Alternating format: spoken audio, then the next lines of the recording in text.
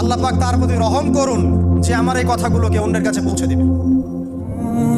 নবীজির ভাষণ। এরপর নবীজি বলছেন, জেনে রাখো নিশ্চয়ই তোমাদের পরস্পরের, মুসলিমদের পরস্পরের সম্পদ, পরস্পরের রক্ত, পরস্পরের এই যে জান মাল ইজ্জত, এগুলো একে অপরের জন্য হারাম। মুসলিমদের পরস্পরের রক্ত, পরস্পরের ইজ্জত সম্মান একে অপরের জন্য হারাম। এর হানি করা একে অপরের জন্য হারাম। ঠিক যেমন আজকের এই দিন হারাম, এই শহর হারাম, এই মাস হারাম।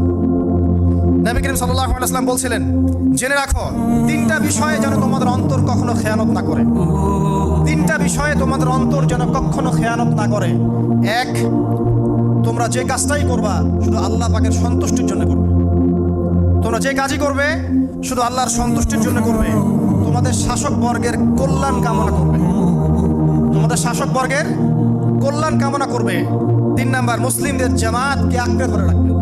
মুসলিমদের ইউনাইটেড কমিউনিটিকে আঁকড়ে ধরে থাকবে। এই 3টা বিষয় পালনের ক্ষেত্রে তোমাদের অন্তর যেন খেয়ানত না করে।